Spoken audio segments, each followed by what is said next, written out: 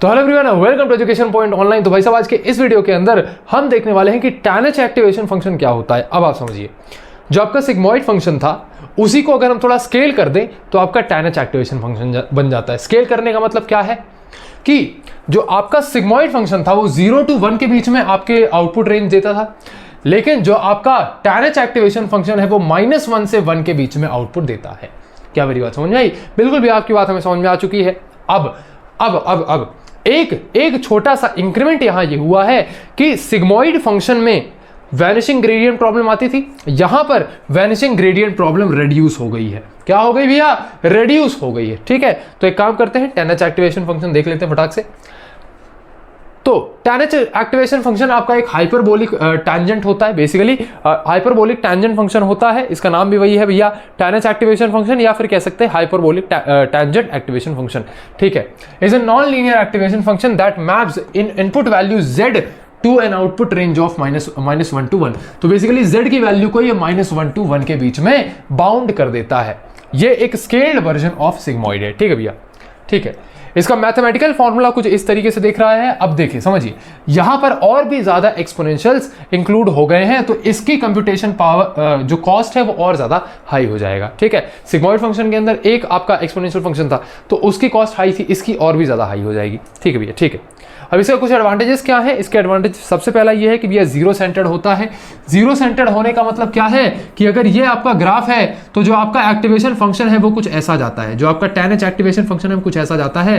मतलब z की value अगर 0 है तो fz भी आपका 0 आ रहा है, fz भी आपका 0 आ रहा है। अब ये फॉर्मूला बेटा आपको याद ही करना पड़ेगा। इस फॉर्मूले को हम डिराइव वगैरह भी नहीं कर सकते, वरना बहुत ज़्यादा चीज़ें लेंदी हो जाएगी और आपके सिलेबस के अंदर भी नहीं है। तो ये फॉर्मूला आपको ध्यान रखना। और मैं एक चीज़ और बता दूं, आपको ये फॉर्मूला याद है तो मतलब आधी चीज़ें तो आपको वहीं पे फिक्स हो गई। ठीक है, चलिए। Strong gradients than sigmoid. Sigmoid function से ज़्यादा अच्छे स्ट्रॉन्ग ग्रेडियंट्स बनते। ग्रेडियंट्स का मतलब क्या है? What does it gradient means? भैया ये f-z, मतलब जो आपका डेरिवेटिव निकल करके आता था वो बहुत ज़्यादा छोटा निकल करके नहीं आता है, वो मिड वैल्यू में निकल करके आता है, जिसकी वजह से जो वैनिशिंग ग्रेडियंट प्रॉब्लम थी वो रिड्यूस हो जाती है, कम नहीं होती है, अभी भी खत्म नहीं हुई है पूरी तरीके से, कम हो गई है। ठीक है, सिग्मॉइड फंक्शन के कंपैरिजन में कम हो गई है। ठीक है, useful in hidden layers of deep networks. Deep network जब हम बनाते हैं तो उसमें हिडन लेयर्स में ये यूज आता है। ठीक है, इतना आप नोट करिए फटाक से, इसे आप फटाक से नोट करिए, इसे आप बेटा फटाक से नोट करिए। ठीक ठीक। अब ओके, यहां पर मैंने गलती से सिग्मॉइड एक्टिवेशन फंक्शन लिख दिया है, यहां पर आप tan h एक्टिवेशन फंक्शन ले लेंगे। इसके डिसएडवांटेजेस ये है कि भैया वैनिशिंग प्रॉब्लम जो है वो अभी भी एग्जिस्ट करती है। ठीक है, थोड़ा सा बेसिकली क्या है कि सिग्मॉइड से कम सीवियर है, मतलब सिग्मॉइड से कम एग्जिस्ट करती है लेकिन अभी भी एग्जिस्ट करती है।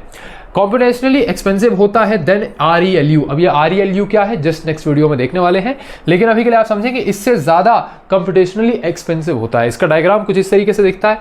अब भैया आपने तो बोला था कि भैया ये 0 से पास होकर जाएगा, 0 हमारा ये रहा, मतलब ये 0 से पास तो नहीं हो रहा। अबे बुढ़बक ध्यान से देखो, ध्यान से देखो, ध्यान से देखो, ध्यान से देखो, ये तुम्हारी लाइन है, ये तुम्हारी लाइन है। हाँ जी भैया, ये तुम्हारी लाइन है, बिल्कुल भैया, बिल्कुल बिल्कुल। ये z एक्सिस है और ये fz वाली एक्सिस है। ठीक है, ये आ गया आपका 0, ये आ गया आपका 0। ठीक है, और यहाँ पर ये माइनस वाली वैल्यूज़ हैं, बिल्कुल भैया ये माइनस वाली वैल्यूज़ हैं, ये प्लस वाली वैल्यूज़ हैं, बिल्कुल भैया ये प्लस वाली वैल्यूज़ हैं, ये आपकी माइनस वाली वैल्यूज़ हैं, बिल्कुल भैया माइनस वाली वैल्यूज़ हैं, और ये आपकी प्लस वाली वैल्यूज़ हैं, बिल्कुल भैया प्लस वाली वैल्यूज़ हैं। तो क्या ये 0 सेंटर्ड है? बिल्कुल भैया ये 0 सेंटर्ड है। अब जैसे ही जो आपका इनपुट है वो प्लस की तरफ आगे बढ़ता है, जैसे ही z की वैल्यू प्लस की तरफ आगे बढ़ती है तो जो आपका ये एक्टिवेशन फंक्शन है इसका आउटपुट भी 1 की तरफ आगे बढ़ता है, और जैसे जैसे ये नेगेटिव की तरफ आगे बढ़ता है वैसे वैसे इसका आउटपुट भी नेगेटिव की तरह बढ़ता जाता है, लेकिन बाउंड होता है। -1 से कभी भी आगे नहीं निकल सकता, -1.5 1.2 इस तरीके से नहीं जा सकता, और 1 से कभी भी आगे नहीं निकल सकता, 1.5 1.2 नहीं हो सकता। ठीक है भैया, चलिए तो इस चीज़ को आप नोट करिए फटाक से। बेटा ये डायग्राम बनाना बहुत इंपॉर्टेंट है। एक काम करता हूँ, इसको थोड़ा सा इरेज कर देता हूँ ताकि आपको अच्छे और सुंदरता से जो है आप डायग्राम बना पाएँ। ठीक है, अच्छे और सुंदरता से आप बेटा डायग्राम बना पाएँ। ये चीज़ तो मैंने आपको समझाने के लिए बना दी थी। चलिए,